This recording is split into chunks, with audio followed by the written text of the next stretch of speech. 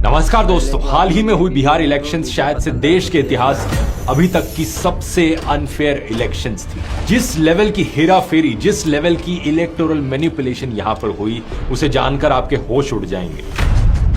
मैं जानता हूं आप में से कुछ लोगों को लग रहा होगा कि ऑपोजिशन की यहां पर बुरी तरीके से हार हुई, इसलिए वोट चोरी का बहाना दिया जा रहा है।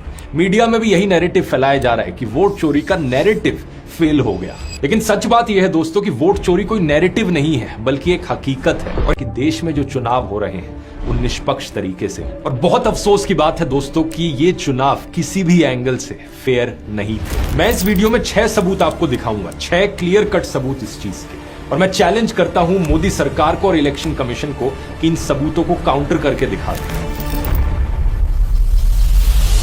इलेक्टोरल मैनिपुलेशन का पहला और सबसे बड़ा सबूत है 10,000 रुपए का किस्सा। बिहार में फर्स्ट फेज के चुनाव से सिर्फ 6 दिन पहले 31 अक्टूबर को और सेकंड फेज के चुनाव से 4 दिन पहले 7 नवंबर को बिहार की महिलाओं के अकाउंट में 10-10 हजार रुपए ट्रांसफर किए गए। मेरी राय में और बहुत से और लोगों की राय में यह सीधे तौर पर लीगलाइज्ड ब्राइबरी थी और इससे वोटर को इन्फ्लुएंस किया गया। कहा गया कि स्मॉल बिजनेस शुरू करने के लिए हर परिवार की एक महिला को 10,000 रुपए दिए जाएंगे। इस स्कीम में कुल 1,25,00,000 महिलाओं को 10,000 रुपए दिए गए। इसके साथ ही 6 महीने बाद इन महिलाओं को बाद में 2 लाख रुपए तक की मदद देने का वादा भी किया गया। इस स्कीम का फायदा उठाने के लिए महिलाओं को जीविका सेल्फ हेल्प ग्रुप से जुड़ना था और इन ग्रुप से जुड़ी महिलाओं को जीविका दीदी कहा गया। अब ऊपर से देखोगे ये एक वेलफेयर स्कीम है और सिर्फ इसे इस स्कीम के तौर पर देखा जाए तो मैं इसका विरोध नहीं करता हूं, बिल्कुल भी नहीं करता हूं। छोटे बिजनेसेस को स्टार्ट करने के लिए इस तरीके से पैसे दिए जाना कई बार काफी इफेक्टिव रहता है, लेकिन प्रॉब्लम थी यहां पर इसकी टाइमिंग और जिस तरीके से इसे इंप्लीमेंट किया गया। इस स्कीम को चुनाव से ठीक पहले सितंबर में लाया गया और चुनाव के दौरान भी महिलाओं को पैसे दिए गए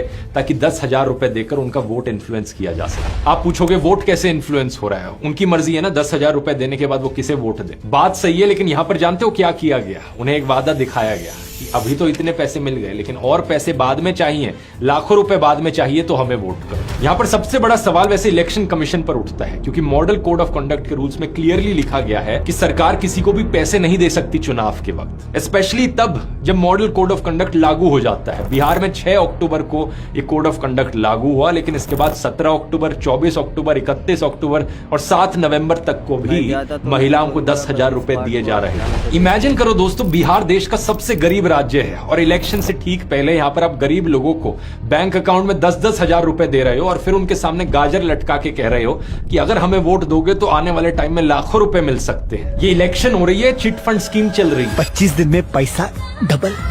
25 दिन में पैसा डबल। इंटरेस्टिंग चीज यह है दोस्तों कि अगर अपने देश का इतिहास देखोगे, जब भी स्टेट गवर्नमेंट्स ने ऐसा कुछ करने की कोशिश करी थी